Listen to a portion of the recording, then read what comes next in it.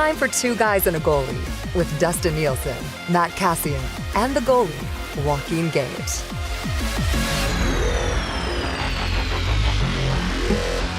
All right, it's 12:03. It is a game day. Edmonton Oilers and the Buffalo Sabres. It is Two Guys and a Goalie, brought to you by GS Construction, where GS Construction, of course, is hiring now. They were hiring yesterday, and by golly, they'll probably be hiring tomorrow as well. They're looking for experienced pipe layers, operators, top men, and superintendents. Visit gsconstruction.ca for more info there. Click Ready to Work. GS Construction, serving your community for over 50 years. All right, Gager, let's just get this out there. True or false, you and Iwanek tried to sabotage the lock shop by killing the power to the studio very early into the lock shop, just shortly after 11 o'clock. I was trying to provide sustenance for everyone around here. And I realized that there was a breaker issue because I had the kettle going and I had the air fryer going. Yeah. Okay? I was making some tea, blah, blah, blah. Circuit trips. I go, oh. Okay, and then I let Maddie know. I go, Maddie, okay. I think we can only have one About appliance. what time did this happen? Right before everything went out. Okay, so right before everything went out. Before everything went out, okay? So the breaker in the kitchen tripped first. First, okay? Interesting, okay. And so Maddie becomes the mad electrician. Yep. And he goes and tests because he just wants to see it for himself, or he just doesn't believe me. And he puts it on again. I go, Maddie, it's going to trip. He goes, oh, I just want to see for myself. And so Maddie. So the breaker didn't trip the first time. He also said at the time of plugging in the kettle, he muttered under his breath, "Screw you, lock shop." Oh my God. Oh my God. So it was a sabotage job. Unbelievable. A sabotage job by Maddie. Did you hear this? Anybody who listens or watches the lock shop on a regular day? Interesting. Well, he's indeed. He's always the one saying justice for lock shop, and he goes on there. He's a double agent. That's what yes. You hear that, Iwanek? You're a double agent. Iwanek is saying he defended you earlier. Now look, Gager's just telling a true story. And then he's just throwing him under the bus. I love it, though. The rest of my Christmas tea, too. What? Who does he think he is? Jasmine? How was your Christmas tea? I won't say. Okay. I let him have some. I wanted him to try it. And how was it, by the way, Maddie? Oh, he's mad at you. He's not talking to you right now. All right. I'll just say this. It's nice to get to the bottom of stories. Yeah. All right. It's good. Cass, do you understand what's going on around here today? Well, it sounds very interesting. If I had some popcorn, I would. I'd have it out. I don't know if you guys have seen that. There's lots of gifts of people There's just kind of popcorn gifts. That's what I kind of feel. What I'm trying to decide is like this happened around if I should your take office all the sides. time too, Cass. Right? There's all kinds of controversy all the time. I stay out of it and just kind of watch and giggle. I'm just trying to decide whose side I'm going to take here. That's the interesting. That's the question. I don't know. Do I side with the lock shop and say it's all bad? Do I side with Matty Iwanek because now him and Gager are feuding? Do I side with Gager on his move? Oh man, this is going to be interesting. I don't know what I'm going to do with this. I know what I'm doing with it. I'm putting it in the Estes folder for controversy of the year. Iwanek sabotages lock shop power. That's where that's going. It's amazing. Yep. Sorry, I put it in right now. Iwanek sabotages. Oh, and then Dusty, you're saying it was me during the lock shop. What do you mean? I'm just getting notes from Maddie here in the nasty chat that's saying Dusty mentioned it was Gager during the lock shop. No. I go back and watch the lock shop. I painted Maddie with the brush. I painted him with the guilty brush. I said I caught him with his fingers in the cookie jar at the electrical panel, flipping a breaker to sabotage the lock shop. Does anyone out there have a dusting Prince to see? I think my kids probably have one of those kits.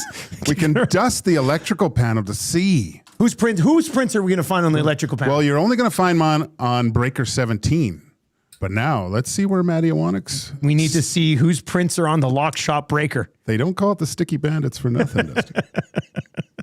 Anyway, what did you make? Those things were delicious.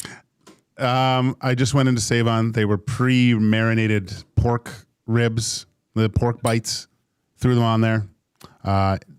Reed said they were delicious. J. Milne. Coob, of course, was lurking. You didn't think I'd have one. Why would I? I mean, it's a riblet. But it's so spicy. It wasn't that spicy. It was the right amount of spice. What? Yeah, I'll say that. Holy smokes. Yeah, look, man, I'm Look growing who's up. growing up, I'm trying to Cass. eat. I'm trying to eat new The things. big boy. The first thing I thought was when these are, because I didn't spice them. They're just pre-spiced, right? They didn't need anything. And I thought, there's no way Dusty's going to try these. Wow, good for you. I tried it. It was big, thick, juicy ones too. I'm proud of you. Thanks, Gager. I'm proud of me too, man. I am proud of me too. What'd you think of the Christmas tree we got? I love it. It looks good. It looks I want to really add a good. little color. Cass, do you guys put garland on your Christmas tree? Do you do tinsel? How do you spice it up a little bit? I don't know what garland is. It's We like, might. how would you describe it's it? not. I know there's not For the tinsel. Canucks, he fits on the tree, right? He would. Yeah. There's no tinsel. I know that because it gets messy.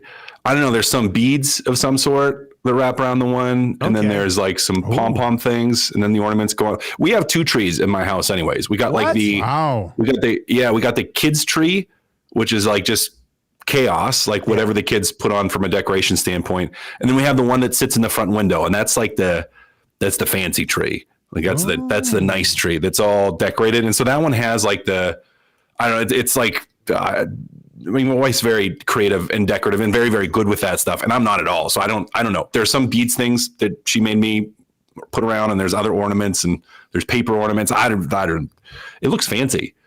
It looks fancy. I mean, I'd tinsel everything. Just give me the silver sparkly stuff. Let's put that everywhere. I think we might have to tinsel this tree a little bit. Oh, you want to tinsel Well, it? there has to be. We've can got a you- couple ornaments, but that tree needs a little bit more color somehow.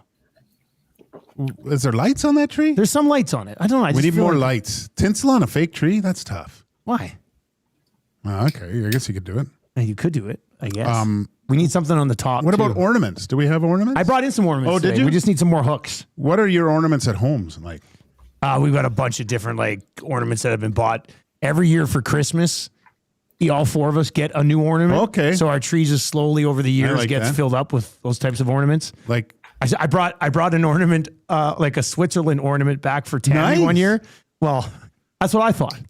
And then she's like, "You think I want to be reminded of the first Christmas that you weren't home with us?"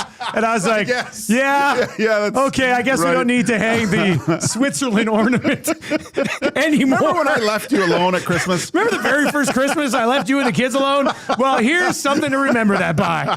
That one backfired. That's hilarious. Although I found one today. I did a little bit of shopping today between shows. I found one today that she's gonna love. Oh, really? Yeah, I got lucky today. Because now that my kids are done school, like we have so many ornaments that they made through elementary school.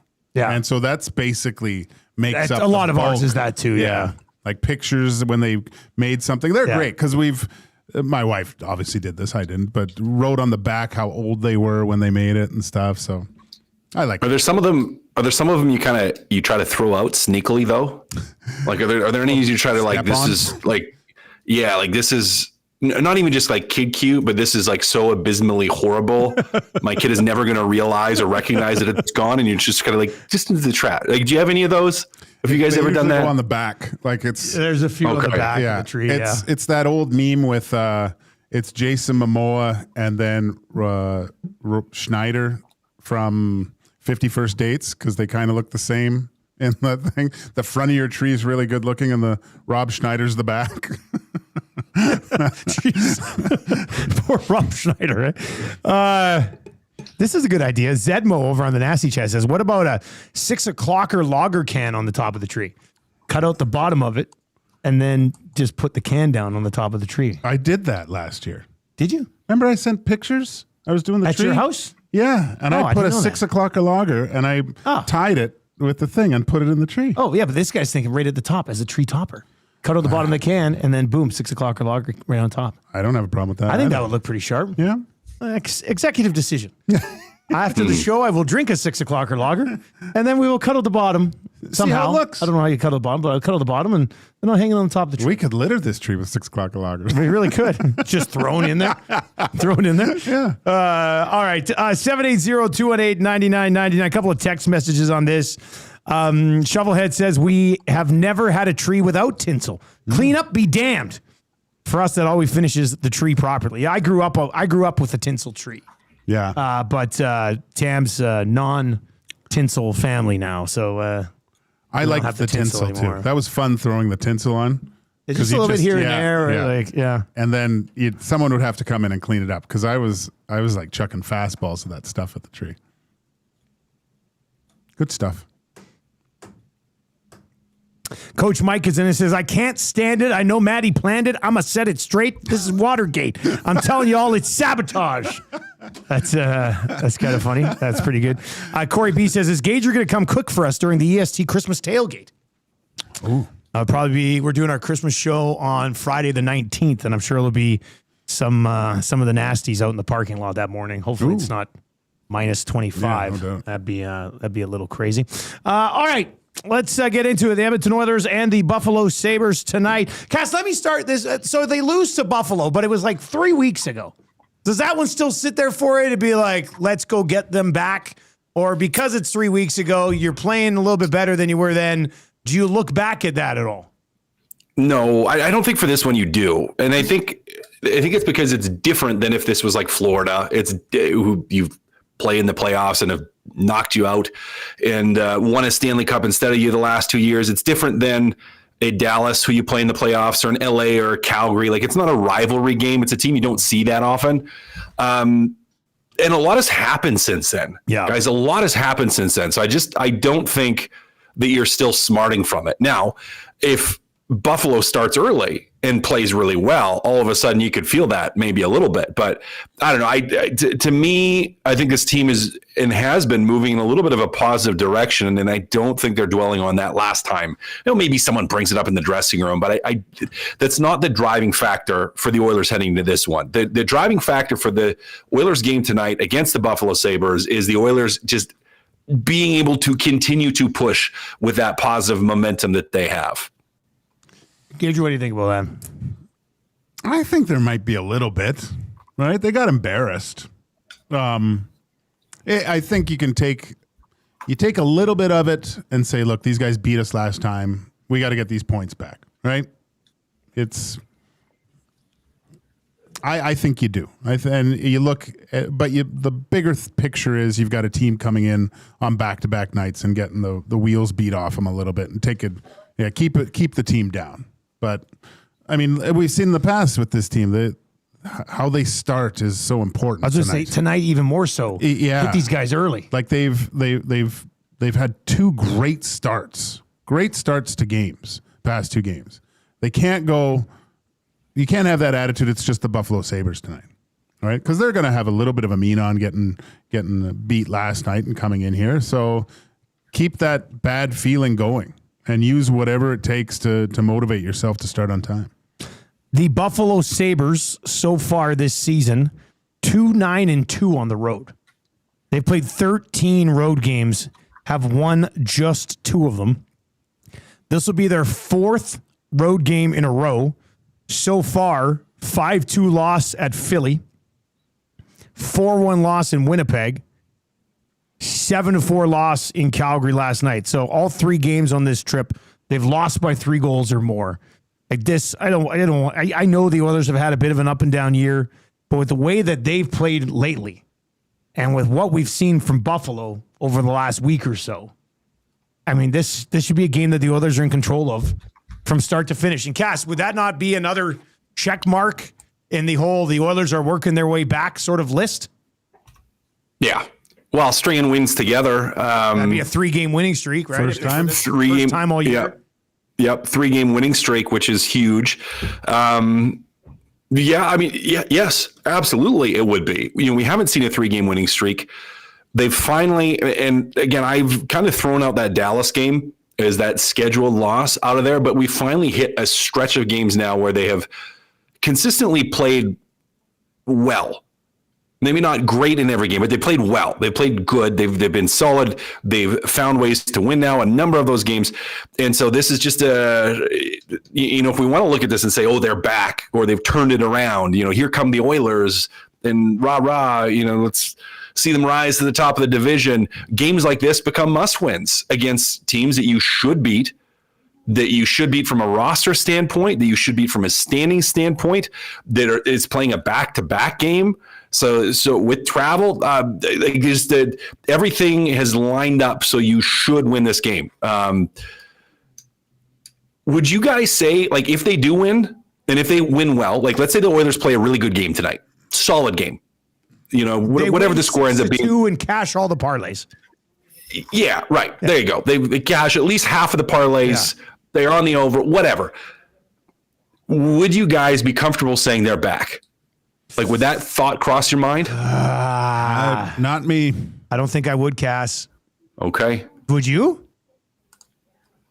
I'd be the meter would be leaning that way.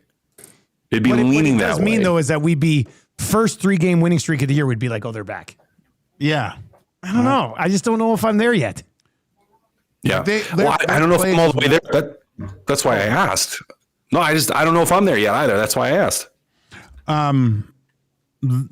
At least what their play and how they've won these games makes me start thinking about it. At least, right? There haven't been games where, they kind of squeaked that one out and they were the dominant team, right?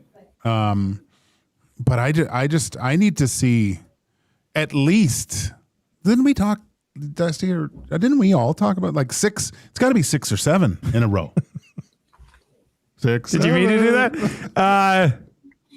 Yeah. Well, I think. Well, this is the thing, though. Like, if you look at this window right now, where that they're in here, since they got some practice after the Dallas game, their last 4 games, beat Seattle 4-0, played pretty well against Minnesota. Wallstead happened to be the better of the 2 goalies, so it was close. Lost that game, beat Seattle again, beat Winnipeg. Now you can go, okay, well, they've actually played relatively well 4 games in a row. The 3 wins that they have there, you could say, are against Seattle, a team that they always own, and a Winnipeg team that does not look to be remotely close to what they usually are when they have Connor Hellebuck in net. So to me, what has to happen here is you either have to have 10 games like this where you go 8-2 and you look like the better team most nights, or you got to mix in some wins against some teams that have been consistently good all year. And they just, like, this 3 of the last 4 games doesn't check those boxes. A win against Buffalo wouldn't add to that list either. Detroit would be a difficult task. You go on this road trip, there's some more difficult tasks there. Like, if they can go 4-1 on the homestand, then go 3-2 or 3-1-1 on that 5-game road trip, I then think pre-Christmas I might be sitting here saying, okay, yeah, no, I think they're back heading into the holidays. And then they'll have like a 2-day break and not get fired back up quickly enough and then struggle, take 3 weeks to get back on track. Then just as they get back on track, they go into Olympic break and then I come out of Olympic break with a slow start and then hit their stride right before playoffs and go on a run, Gager. That's kind of what I want. I think that's probably the right way to do it, right? I think so. But wasn't it when you had Bruce Boudreau on last Thursday? Was it? Yeah, he had mentioned you kind of have to play the schedule a little bit, where you look at how much the Oilers had to play on the road, big road trip out east, still came home 500, and if this is 5-6 years ago, that's amazing. But it was the way that they were playing. I think that was the most concerning of all that. But now you get home. You've got a few days in between games. There is some more practice time. You're getting teams, the schedule's lining up favorable for you because you're getting teams on the second of those back-to-backs with travel, right? And the biggest thing is they're taking advantage of it too, though. How many times do they let this other team come in and go, oh, they waited to start on time. Yeah. And they're going nuclear and getting back in the game. They're winning that game, but the amount of energy they're expending at that point by overplaying the top 2 lines instead of, what we've seen recently is maybe they've been able to get up by a few goals, but that's allowed, I think, Knobloch to play the bottom 6 guys a little bit more because he's got that lead, which is huge right now at this time of the year. 780-218-9999, 780-218-9999. That is where you can text us if you're listening on TuneIn or iHeart or at EdmontonSportsTalk.com. I know we've had some streaming issues on TuneIn and iHeart and even at the website recently. I believe Maddie's looking into that a little bit, and we're going to try to get I think that's our provider that's pushing the feed out to some other places. So we're going to try to get that smoothed out here, in timely fashion. This is a good text from Waddy in Cloverdale and says, you could fill the EST Christmas tree with the 25 ornaments that Tommy has received from past relationships. Tommy's bringing in 2 or 3 ornaments a Christmas. Really? Yeah. I could see something along those lines. Tommy doesn't have a tree. Shocked. He had a tree last year. Did he? Yeah. I think he was in a relationship. Wasn't it just a little baby one, though? It was like, I believe he was seeing somebody at the time. And she set up a tree in his place. Oh, did she? Maybe that's I'm what pretty it was. sure. I'm pretty sure that's the case. I don't know. If you were a single dude, would you have a tree in your house? Of course. Not a big one. I'm trying to think when I lived with my buddies, like in my 20s, did I have a tree? Like, did we have a tree in the old? See, living with buddies, you could do house? it. Like if you had good roommates, you could do it. Yeah, but I don't know if I ever did. Because my mom bought me one once when I was still single and living down south in an apartment. Then I had but the same thing. It was like a 2 feet tall, like just a little one. You put in the counter, just a little guy. Just a little guy. Yeah. That'd be fun, no? We had a bunch of good roommates. Do a tree. I can't remember. I lived with like 4 or 5 different buddies on a 5-year stretch down in Lethbridge. I don't know if we ever. Can't remember a tree. We were pretty lazy back then. Right? We worked the jobs that we didn't like to get money so we could party on weekends. It was a pretty good stretch there for a while where that was it. Best times. Those were good times. Like, I look back on me then and go, man, you thought your life was stressful then? Like, you're 24, living with your buddies, working a job that you really don't care if you're doing good at it or not. Yeah. And then you're just having a good time. Like, it just... God, those are the days, man. It was great. Good times.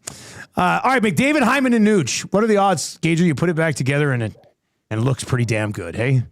With health. Yeah. Right. And Hyman seems to be getting a little bit better. I think his progress helps playing with those two guys. McDavid, last 2 games, has looked like the McDavid we're more accustomed of seeing. I think it's a direct result of him starting to shoot the puck a little bit more. But yeah, they're back to the way they look. They're a dominant line where teams are having to make sure they have the right personnel out against them to have success. And they're still getting beat up.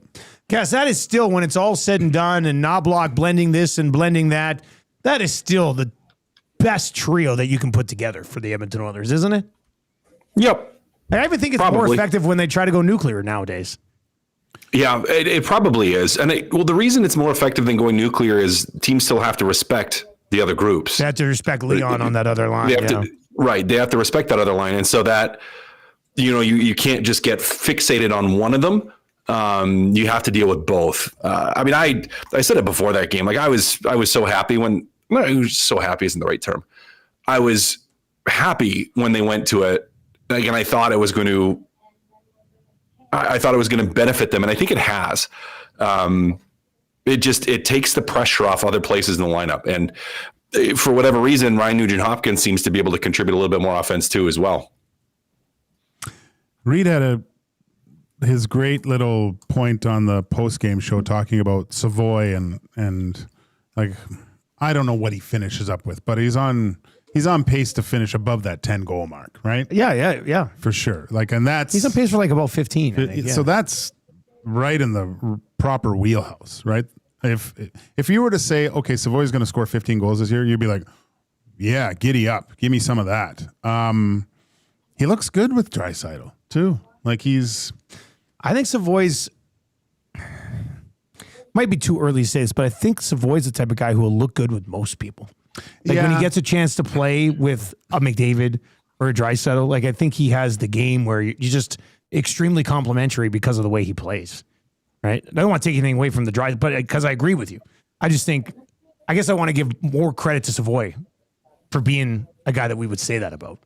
I think if we played with McDavid, we might say, He kind of looks good with McDavid too. Yeah, no.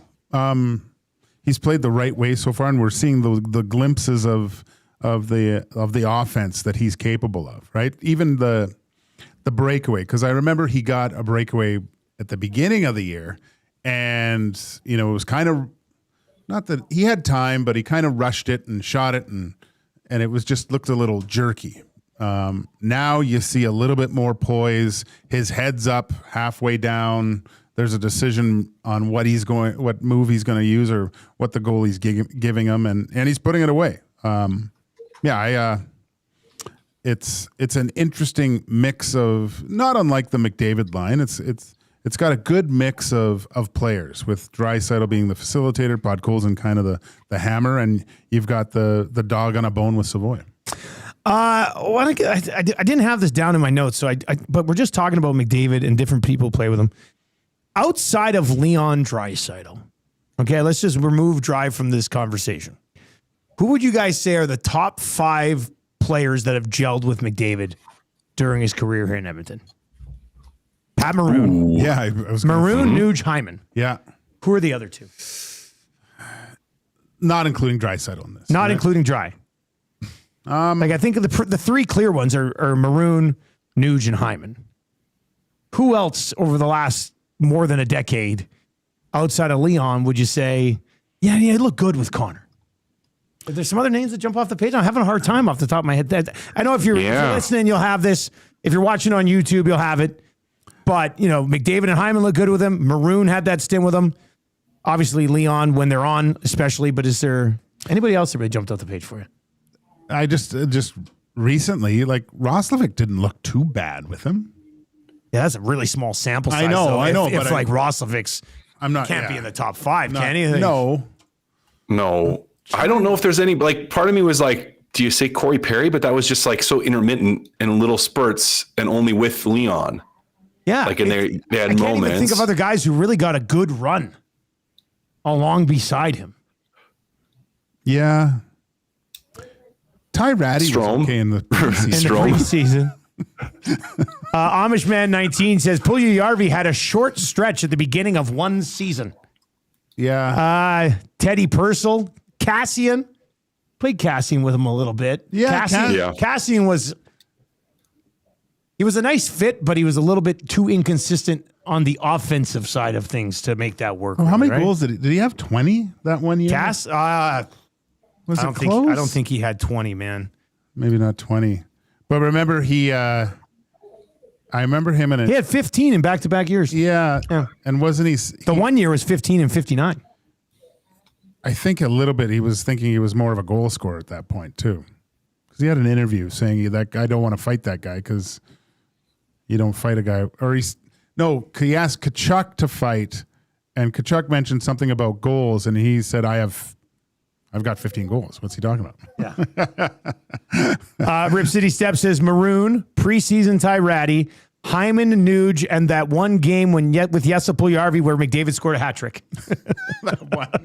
I think I would have been taking the biggest victory lap of all time the morning after that game, being like, see what he's doing? He's unlocking Connor. Yeah, you got to leave him there. Well, isn't Cass? You had to talk about that lots back in the day. How the underlying numbers show that McDavid is better when he plays with Puljujärvi.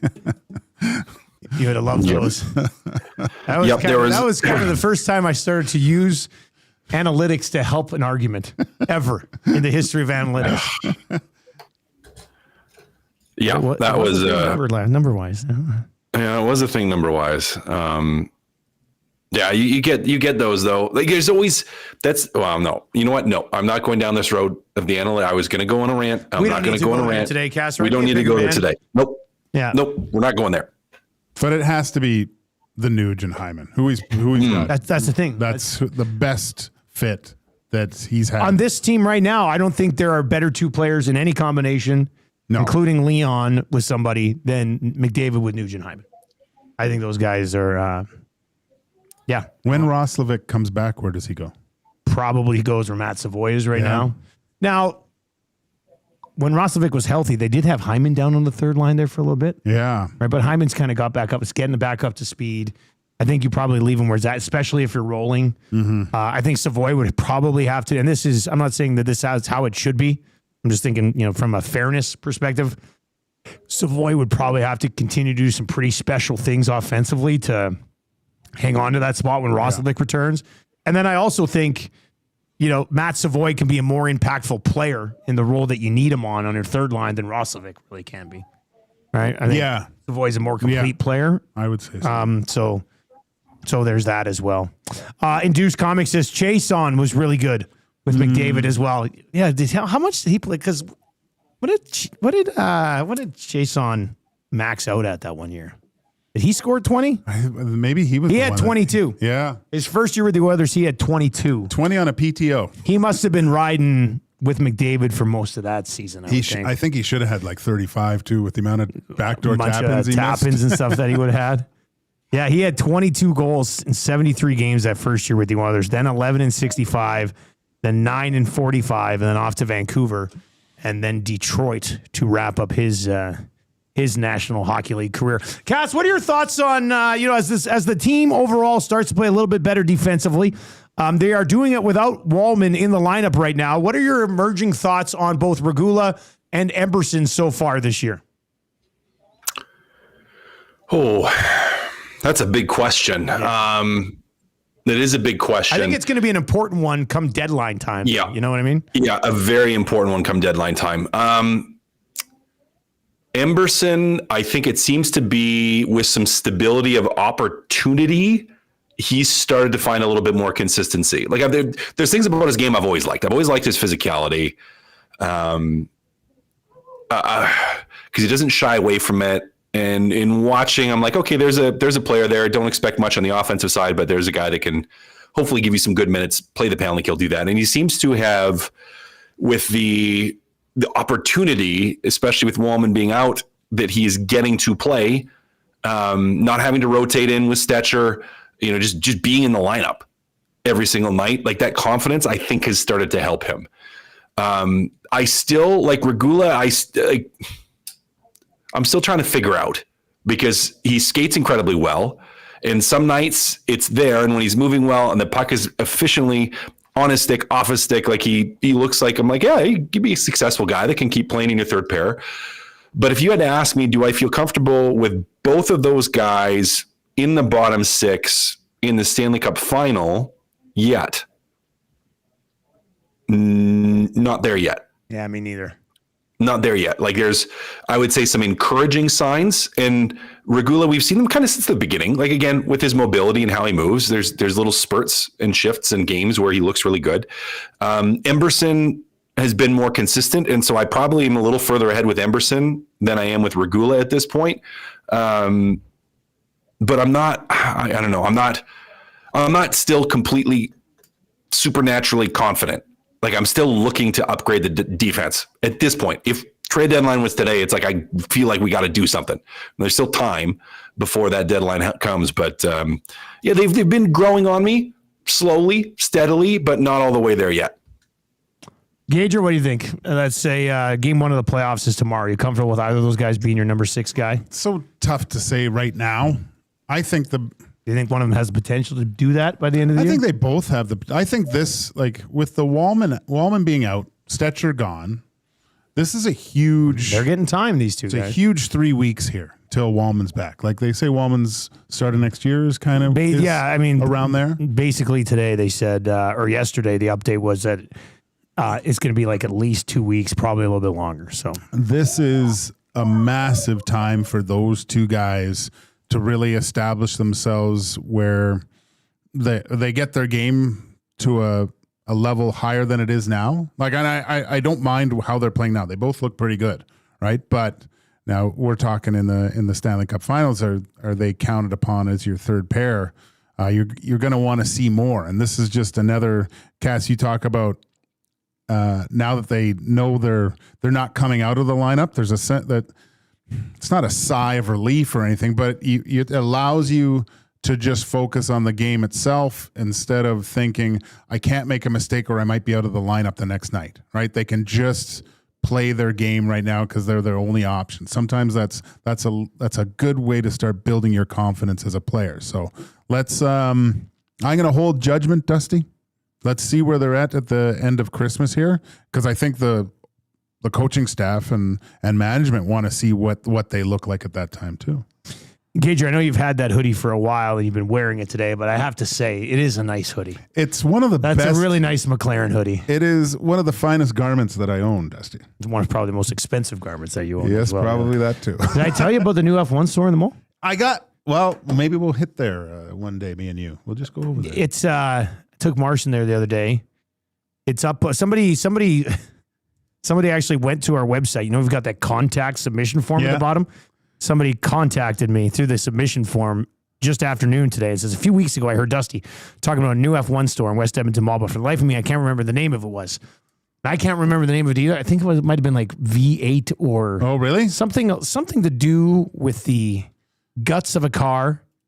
Anyway, it's on the second floor down by the bay. Like, you know where Santa is? If you're standing at the bay looking towards Santa, but you're up on the second floor, it's down and to the right. I can't remember what the name was, but it was the most F1 gear that I'd ever seen in Edmonton. So if you do have an F1 fan and you're looking for, and it's Track Lab. I don't think that was it. This is what it says. Really? Let me look on the map. I don't think that was it. And if you're looking for F1 gear for somebody, it's cheaper than the online version. They get these from different F1 events and then they kind of sell them a little. I mean, it's not cheap. It's F1 stuff still, but it's cheaper than some of those stuff that you see online. So, okay. I can't remember the name of it though. Somebody might know. All right, I want to get into Hired or Fired. Then we'll come back around to this game a little bit tonight.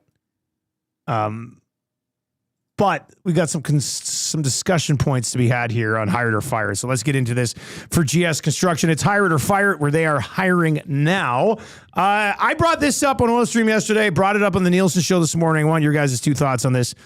Evan Bouchard should at least be in the conversation for the Olympic team. Hired or Fired? Fired. Oh, Cass, you might be on classic mute here.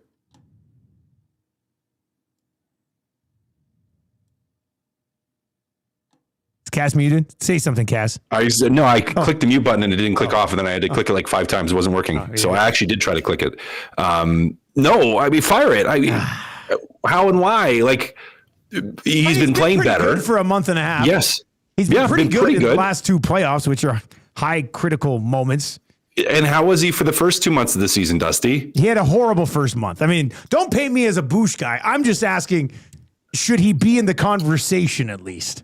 Well, who else are you looking at? I mean, for him to be in the conversation, we have to be looking at guys and saying, okay, who are we potentially replacing with Evan Bouchard? Like, in my world, I'm not even sitting there going, he's one of the top 6, but you're going to carry one more defenseman than you did at the Four Nations.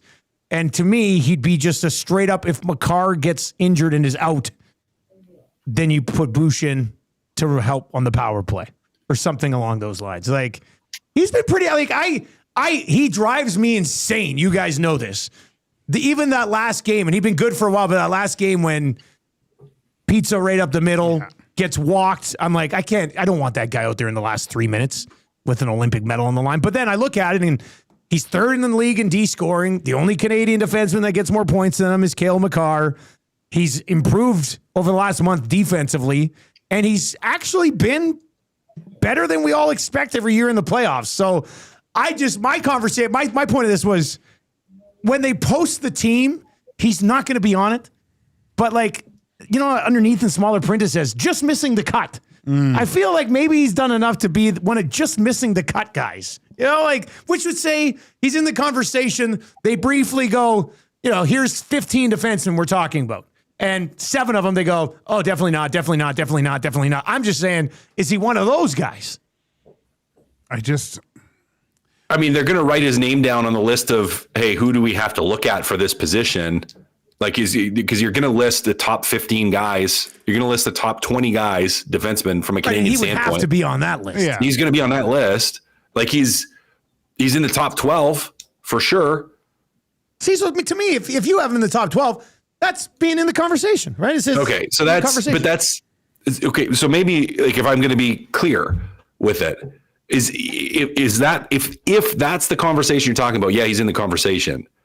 Now, if the conversation is realistically, should he be on the team? He's not in that conversation, I don't think.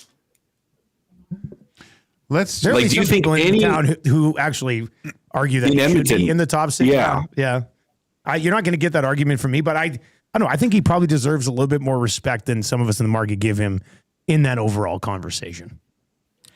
Yeah, he has been playing better, but the only way he makes the team, Dusty, I think, is if, like you said, if Cale Makar somehow is injured before the tournament, like hopefully not for the Colorado Avalanche sake, but if Cale Makar gets injured, then Josh Morrissey's your point man on the power play. Well, maybe we got to think about Bouchard now, right? But if Harley's injured, I don't think you're replacing him with Bouchard. I don't even think I'd have Harley on the team. He's had a horrible year. He's been injured for part of the year. He was a fill-in on the last team. Okay, well, so let's say Theodore. Theodore. Theodore gets injured. Are you replacing him with Bouchard? Like putting him into, I mean, that's a fair point. Yeah. No, I wouldn't ideally, but there'd be people in town who'd be like, yes, he should be there anyway. Evan Bouchard is the Liam Neeson of defensemen. It's a very unique set of skills. You know what? My buddy who was listening to the Nielsen show this morning mentioned an interesting name. And Cash, you would have played against this guy. But he said Bouchard has kind of got that Mike Green vibe to him. Remember Mike Green was an absolute stud for the Washington Capitals? And you're always like, but we put all the Seabrooks and the Keiths and all these guys are going to be on teams. But Mike Green, it was just, it's Mike Green. Cass, is that not kind of what the Bouch vibe is? Yeah, kind of. Did Mike Green ever play on any of those big teams? No, I don't think so. He looked a lot like me, though, apparently. Like he looked like you, like in the face? In the face, yeah. Oh. Apparently we're twins. I don't think he did. You're a very attractive man. Yeah. I don't think he did. Kind of look like you. But that was his issue typically as well, was like he was really good in the offensive zone, good offensively, gave up too much defensively. Like ridiculous, and there was just in the offensive zone there for a while. There was just too many guys that were also good in the offensive zone that could play better in the defensive zone. Like he just didn't quite fit the mold of what you needed for those tournaments. Rip City Step over in the chat says, where is it? Bouch, basically he says Bouch could play, but they don't need the chaos in a short tourney, similar to PK Subban back in the day. Good point. Yeah, extremely talented player, but sat and watched, right? Yeah, he was like, wasn't he in the number 7 on that one team? Like Mike Green played for Canada at the 2008 World Championships. That's different. That was it. Though. Yeah, and that was it. Right? Yeah, exactly. That's much different conversation. But I thought that Bouch Mike Green comparison was kind of an interesting one. All right, 780-218-9999 is where you can get in. And yes, Oilers legend Mike Green played 2 games and was -2 for the Edmonton Oilers in 2019-2020. All right, Hire It or Fire It. Elf is a top 3 Christmas movie. Elf? Top 3's tough. Top 3's a high standard. That is tough. But Nielsen, we've got the EST Christmas movie draft on the Hangout from 9 to 11 on Friday for if anybody's interested. I was talking to Reed about this, and we were discussing Christmas Vacation a little bit. What was he saying? He was saying that he doesn't like to do anything twice, essentially. Well, what's that mean, though? He doesn't need to review. He doesn't want to watch movies again. That one in particular. Really? That's crazy. Yeah. That's kind of nuts. Yeah, he is. That is nuts. I mean, so he only watches a Christmas movie once and never again on any other Christmas? I guess, yeah. I have like 5 or 6 Christmas movies I watch every single year. My top 3 tradition. Elf's in there because we watch it. We watch it every Christmas. We make it's a concerted effort to watch Elf. You got to throw the Griswolds in there. Yeah. And I love A Christmas Carol. I've watched it every year since I was a little kid. I'm trying That's to a good think one, of too. the ones that we watch every year as a family. Home Alone 1, Home Alone 2, Yeah, those. the Jim Carrey Grinch, plus the other Grinch, the cartoon one that's come out since then.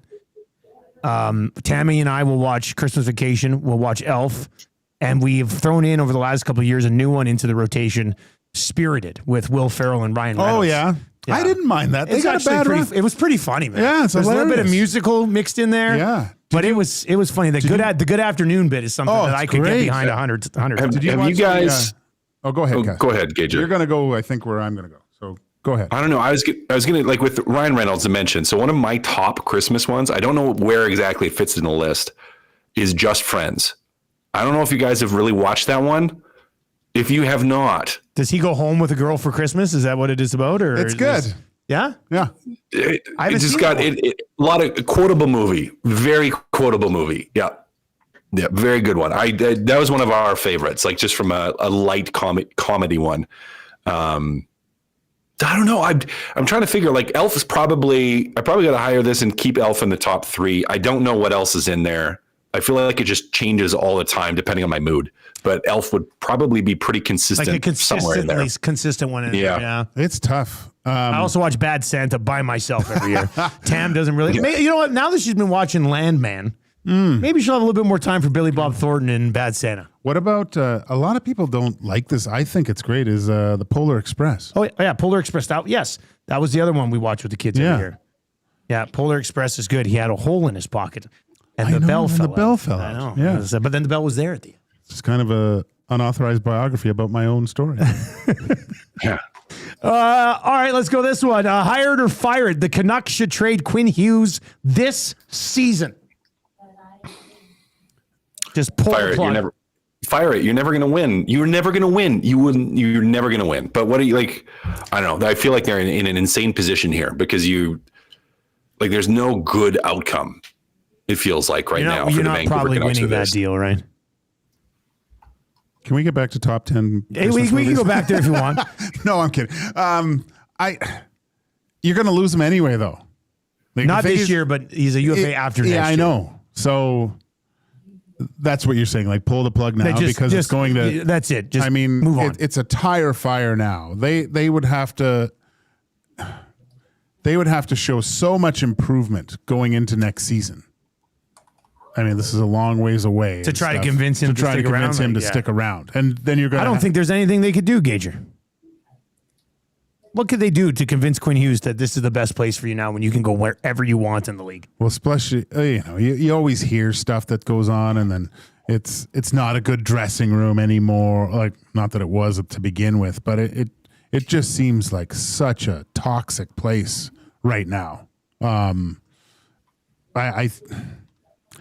I think you try now because it is a rebuild.